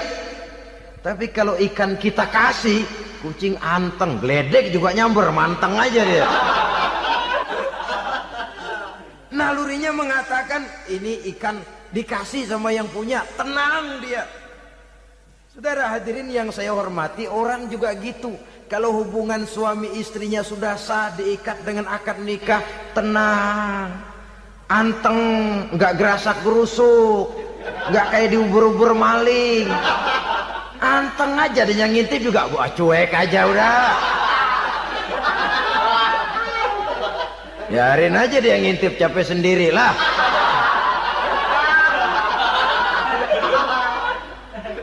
Tapi kalau nyuri-nyuri, coba lihat dah. Mana di kebun banyak nyamuk, ansip mukul tiang listrik, dia yang bingung. Islam ini sesungguhnya memudahkan jalan, saudara-saudara. Jadi sebagai social agent, wanita bisa berperan untuk itu. Apalagi untuk hal-hal yang menyangkut wawasan kemanusiaan, di mana kaum wanita karena emosinya lebih tinggi daripada kaum laki-laki, dia sangat peka terhadap masalah-masalah yang menyangkut kemanusiaan. Hatinya mudah tergugah, perasaannya cepat terenyuh. Dengan penderitaan dia cepat tergugah. Dia bisa menjadi social agent tanpa harus melupakan fungsi utama sebagai istri dan sebagai ibu dari anak-anaknya, sebagai istri dari suaminya.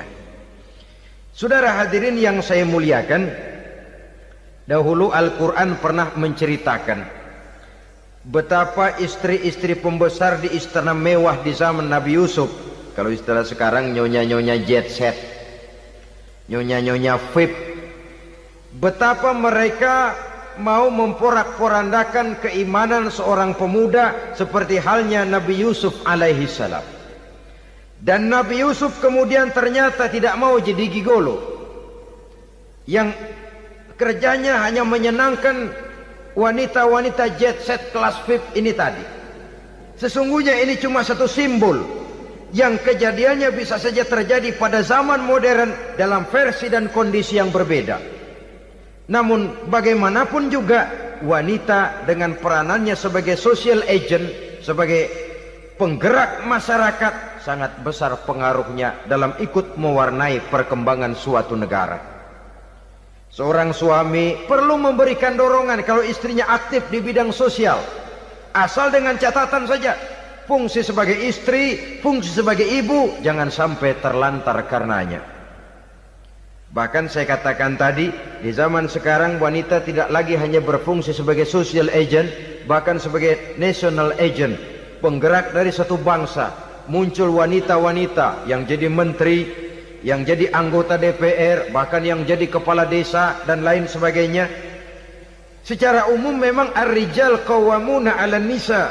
Laki-laki adalah pembimbing bagi kaum wanita karena kelebihan fisik biologis, kelebihan kemampuan intelektual dan lain sebagainya. Namun wanita pun boleh saja menjadi social agent sepanjang catatan yang saya sampaikan tadi. Jangan sampai melupakan kodrat kewanitaan, jangan sampai mengalahkan fungsi sebagai istri dari suaminya, sebagai ibu daripada anak-anaknya. Nah, kemudian fungsi yang keempat di bidang ilmu pengetahuan. Islam memberikan kesempatan yang sama kepada kaum wanita. Thalabul ilmi faridatun ala kulli muslimin wa muslimatin. Menuntut ilmu itu wajib hukumnya bagi orang Islam, baik laki-laki maupun perempuan. Sampai dibentuk kalimat pengecuali khusus ini, muslimin wa muslimatin, bagi muslim laki-laki, bagi muslim perempuan. Dan alhamdulillah, kalau dulu di zaman Raden Ajeng Kartini, nasib perempuan berada di balik pintu yang digembok rapat-rapat. Siklusnya berputar cuma sumur, dapur, kasur, kasur, sumur, dapur, dapur, sumur, kasur. Melingkar di situ satu saja peranan kaum wanita. Memberontak jiwa Raden Ajeng Kartini, menuntut persamaan bahwa wanita berhak maju sama dengan laki-laki. Entah Islam sejak 14 abad yang lalu sudah mencanangkan ini, menuntut ilmu wajib bagi laki-laki dan perempuan beragama Islam. Orang Islam baik dia laki-laki, baik dia perempuan, wajib menuntut ilmu. Ilmu dalam artian umum, tidak hanya sekedar fikih tauhidnya, ya di bidang kedokteran, di bidang teknik, di bidang hukum dan lain sebagainya. Ini yang perlu dibanggakan.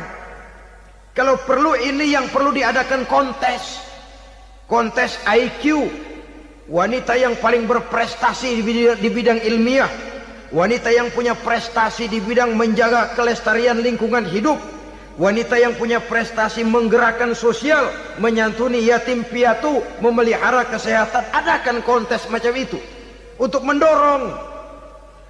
Ini enggak, kalau kontes yang diukur betis, bibir, pinggul, payudara, lubang hidung, ukur sekalian kita. Apa manfaatnya dan apa unsur pendidikan yang ada di dalamnya? Tidak menguntungkan, tidak mendidik, dan tidak membawa manfaat. Kecuali lalu yang timbul pola hidup konsumen, pola hidup konsumer, pola hidup yang material, pola hidup yang pola hidup yang gemerlapan. Ya, kalau oleh anak-anak muda yang terjangkau, kalau tidak, dia hanyut ditelan mimpinya. Dia ingin bergaya hidup jet set, sementara dia dihadapkan oleh kenyataan bahwa dia tinggal di kampung, ibu bapaknya orang kampung, dan lain sebagainya. Jiwanya berontak, terjadilah kegalauan, terjadilah kerancuan, terjadilah komplikasi, perang di batin antara keinginannya dengan lingkungan nyata yang dihadapinya. Dan kalau sudah ada gejala semacam itu, penyakit-penyakit kejiwaan akan mudah muncul. Ini gejala terutama buat orang-orang yang tinggal di daerah transisi. Kota besar bukan, kampung banget juga enggak, daerah cekak. Akibatnya gayanya ya sering gaya enggak karu-karuan, gaya kepalang tanggung jadinya. Saudara hadirin yang saya muliakan, akhirnya apa? Santri tapi lagunya kayak koboi, koboi tapi sesungguhnya santri. Saudara hadirin yang saya hormati, maka di bidang ilmu pengetahuan wanita mempunyai peranan yang sangat besar. Dia bisa tampil dengan karya-karya ilmiahnya yang membawa manfaat bagi perkembangan agama, bangsa dan negaranya. Majulah kaum wanita dengan ilmu pengetahuan, tuntutlah ilmu seluas-luasnya. Kita hidup di satu negara yang merdeka, kita beragama yang memberikan satu keyakinan bahwa menuntut ilmu merupakan kewajiban, bahwa peranan wanita tidak hanya di belakang dapur, lain sebagainya, yang seluruhnya terpantul dari dinamika kehidupan kaum wanita. Saudara-saudara kaum muslimin rahimakumullah. Kemudian yang kelima, peranan wanita dalam bidang agama. Kita bersyukur sekarang ini gejalanya dimanapun pengajian, biasanya lebih ramai pengajian ibu-ibu dari bapak-bapak. Peringatan hari-hari besar keagamaan, biasanya lebih ramai ibu-ibu daripada bapak-bapak. Pengajian ibu lebih ramai, padahal kalau bicara sibuk, lebih sibuk ibu daripada bapak misalnya. Kalau sudah pengajian bapak-bapak, biasanya pengajiannya ramai cuma 3 giliran itu. Pembukaan, maulid, penutupan. Kalau sudah yang rutin pengajian tiap minggu, 3 pojok yang ngaji. Yang atu nguap, yang atu pules, yang atu ngiler. Saudara hadirin yang saya muliakan, ada badan kontak majelis taklim yang merupakan wadah daripada kegiatan ibu-ibu. Ada Ittihadul Muballighat, Persatuan Muballighat. Ada persatuan para asatidzah, dan macam-macam lagi peranan ibu-ibu di dalam kehidupan beragama. Tapi sesungguhnya harus dimulai dari bagaimana si ibu mewariskan jiwa agama kepada anak-anaknya di rumah tangganya. Kalau itu gagal, dia mau melangkah ke masyarakat, dia sudah gagal sejak awal sesungguhnya. Keberhasilannya dia menata masyarakat akan mengakibatkan dia nanti bernasib seperti Nabi Nuh, berhasil mengajak beberapa orang kafir mengikuti ajarannya, tapi gagal mengislamkan putranya sendiri Kan'an. Bukan tidak berusaha, tapi memang Allah sudah menghendakinya sedemikian untuk menjadi contoh buat kita semua. Yang penting orang tua berusaha dan berikhtiar. Kalau sudah berusaha dan berikhtiar, anak ternyata memang sulit diurus, barangkali memang fotokopinya Kan'an tuh anak. Ya orang tua kalau sudah berusaha, ya tawakallah. Jangan belum berusaha lalu berkata, jangan anak kita, anak Nabi aja ada yang bengal. Ngajar tidak mau, mengajar anak tidak mau, mendidik anak tidak mau, lalu mencontoh Nabi, salah kaprah namanya. Kaum wanita bisa berperan di dalam agama. Ketika Rasul hijrah, itu kan beliau tidak langsung ke Madinah. Dari Mekah itu beliau mengambil jalan arah ke kiri menuju Gua Sur. Ini dalam strategi militer punya makna sendiri. Jenderal yang ulung, ahli strategi militer ini. Di Gua Sur sana beliau tinggal 2 hari 3 malam. Siapa yang membawa makanan ke Gua Sur? Siapa yang menjadi kurir untuk mengintai kegiatan-kegiatan Quraisy setelah Nabi berangkat hijrah? Asma, putri Abu Bakar Siddiq radhiyallahu anhu.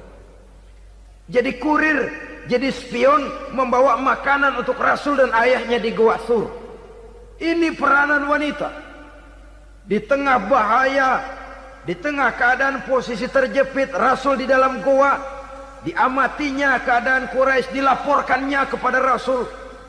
Jasa seorang wanita bernama Asma, putri dari Abu Bakar Siddiq radhiyallahu anhu.